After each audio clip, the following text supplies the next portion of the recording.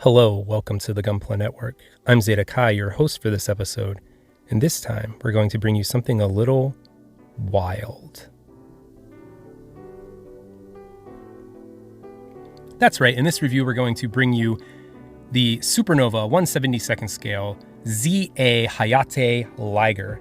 This is the second offering by SuperNova in the Zoids line following the release of the Murasame Liger, a kit that we reviewed right here on the Gunpla Network. In this video, we're going to take a look at everything that goes into this kit, what it's like to build it, and what it's like to kind of play around with it. First of all, let's take a look at it. This is a beautiful looking kit. Right off the bat, you're struck by the bright, vibrant colors and the very aggressive. This is the Zoids aggressive line. That's the conceit behind this. And this is definitely a very aggressive model kit. This is based heavily on the Koto Zoids aggressive figures, which are smaller figures. These are a larger scale kit released by SuperNova.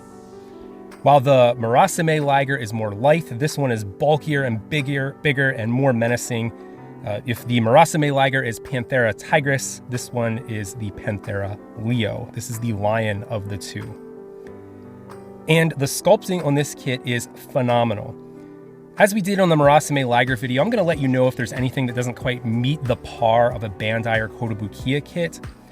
But I'll tell you right now, this kit is amazing. The build quality is excellent. The molding is very, very crisp and pointy and spiky in all the right places. You can see it here. Everything, all the little details on the armor are etched in very nicely. And this is a well-designed model kit. The build process is straightforward and relatively simple. The articulation is astounding. Handling it and getting into poses can be a little bit problematic, but nothing too terrible. We'll talk about that in a little bit. But for now, let's just drink in all of these crazy, spiky, edgy details.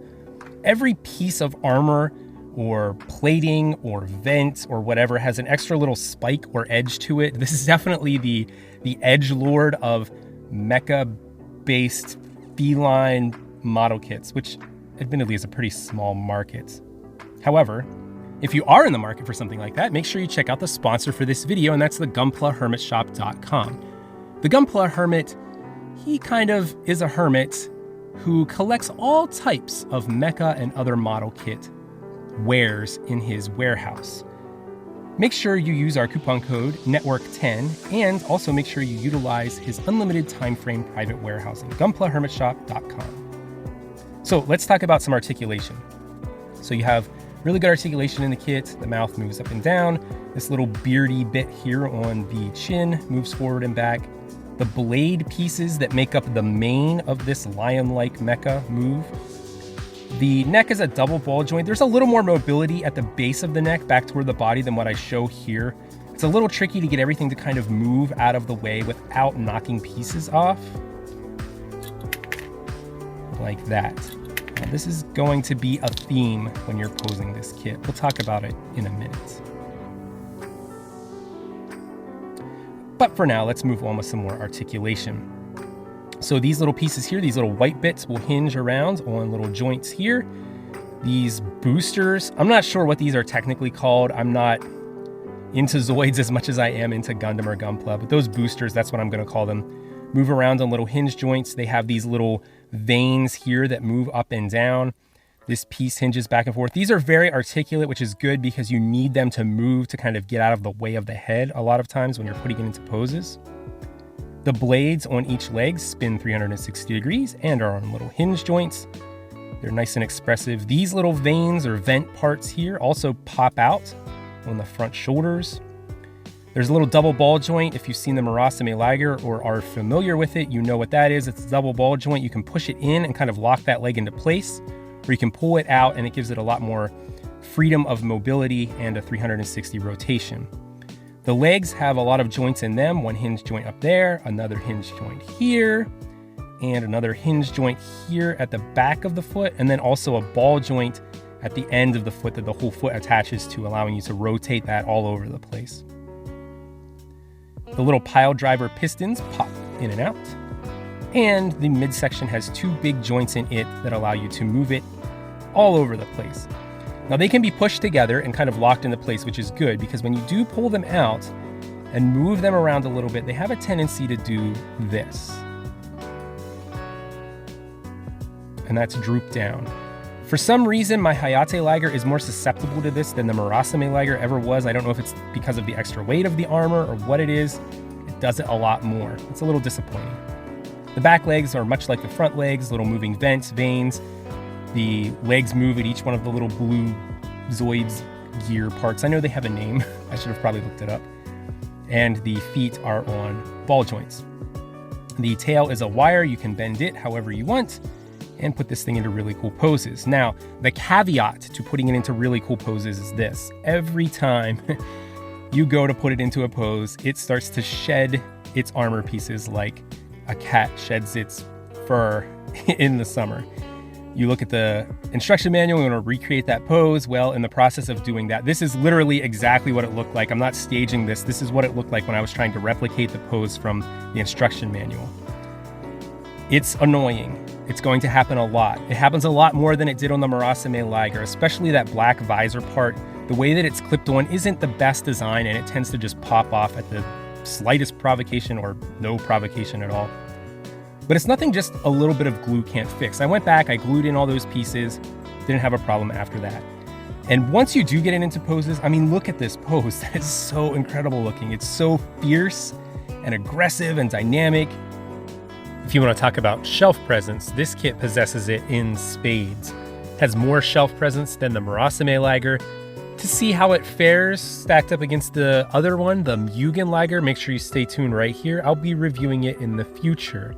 But for now, this one is definitely the king of the two.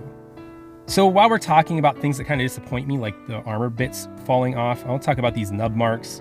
Most of the kit is undergated, which is really, really nice. But those silver bits on the blade are not, and there's nothing really they could do about it. You're also going to get a lot of seam lines on this kit. I mentioned before that the build process is very simple. A lot of these pieces are just two halves sandwiched together here on the legs. So you're going to have a lot of seams to deal with. If you don't like seams, this might be really good practice to get rid of seam lines. The surface detail is great, but it's not achieved by stacking armor bits. Let's talk about accessories. Sorry, I got kind of caught up in that. So there aren't many accessories with the kit. Pretty much everything is strapped to the Hayate Liger. You do get these two action bases here. These are for the first release Hayate Liger, more on that in a moment. They also come with these little extra pieces here. I didn't really use them, but they're nice to have. You could use those when posing this with maybe another kit or some effect parts. You could use these little arms and attach them to the extra pieces there on those action bases. You also get this sheet of water slides, which water slides were included with the Murasame Liger, and I'm assuming with the Mugen Liger. That's really cool. And they're very crisply printed. A lot of times you get into like third-party suppliers like this, manufacturers, and their water slides aren't that great. These water slides seem to be very, very good. I wouldn't sweat trying to jump on the first edition just to get the action bases, because you can still readily grab the mint green Murasame Liger with no problem, even though it was supposed to be a first edition, so whatever. Those action bases work very well. The hinges in them have very good friction. I didn't have any problems with them like flipping or drooping over when you put the weight of the Hayate Liger on them. They work very well. In fact, they work so well that you can put the weight of the entire kit on the little port. There's a port on the bottom of the torso there. I guess you call it the torso. Is it a thorax? Abdomen? No, thorax is like an insect, right? Head, thorax. Anyway, there's a little hole there. It'll hold the weight of the whole kit if you want. Let's talk about size. Here is the Hayate Liger with a master grade RX78 to 2.0. And I think these Ligers look the best with master grades. They look most in scale or correct. I don't know like how in scale you want to be with giant mecha and then giant robotic mecha cats, but I think they look the best with the master grade or 1:100 scale. Here's a 1/44 scale real grade Gundam. So these look really cool. Like they look more fanciful, I guess you could say, with the 1/44 scale, 1 and 1/44 scale. Kind of reminds me of the Loth Wolves from Star Wars Rebels. Although I guess this would be a Loth Cat, but they already have those. So it would be a Loth Liger. Yeah, Loth Liger. Shout outs to Dave Filoni. And here it is with his brother, the Hayate Liger. These two look really good together.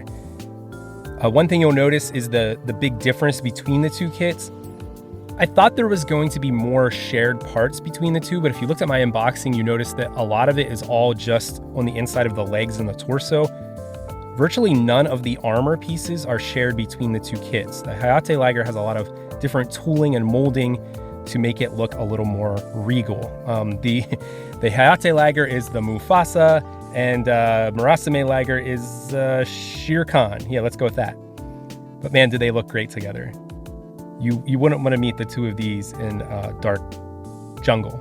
Yeah, not Dark Alley. This is definitely one fearsome looking kit, especially when you get the blades going. The scripting on the blades, very nicely etched in, superb detailing here on the blade pieces. I mentioned it in the unboxing. It looks really, really good. And this kit is like full of vibrant, bright colors. All of these kits are. They look really good with other brighter kits like this Ifrit Custom, another simple, rather large kit that's really, really good. So the question is, who is this kit for? Well, it's obviously for anyone who's collecting the SuperNova Zoids line. It's also a good kit for someone who wants a little challenge. Maybe you've built the Hayate Liger and you found it to be a little too simple. The Hayate Liger is just another half a skill level more difficult. This is a great kit for someone who's looking for that Zoids aggressive look, but doesn't want to spend the money for the Kotobukiya figures that are admittedly much smaller and less impressive, in my opinion. You could get one of these. You could get 2 or 3 of these for the price of one HMM Zoids. They're not as detailed. It's not as much of an involved process, but you're still going to have a good time building this. Handling it, you want to make sure, have your plastic cement or your super glue handy. Make sure to look out for those seam lines and those little pieces that are going to fall off. You don't want to be making this over shag carpet or you're going to lose stuff forever. But all in all, I highly, highly recommend this kit. I think I like the Hayate Liger a little more just because I prefer the more straightforward design and handling it is a little simpler. But you cannot deny that the Hayate Liger is an impressive beast, a literal beast. And it's super fun to play with. This is the, what is this? Oh, this is the SCM-EX RX-78-1 prototype Gundam. And it's super fun to play around with these guys. I would love to do like a full painted build. If you have a cool color scheme for the Hayate Liger, let us know down below. Also, while you're down there scrolling through the comments, make sure you click the subscribe button to stay subscribed to the Gunpla network. As you can see, we not only take care of Gunpla needs, but we also will let you know about all types of Plamo. Check out our sponsor over there at the GunplaHermitShop.com. Don't forget that coupon code Network10. And as always, everyone, keep on building and stay wild.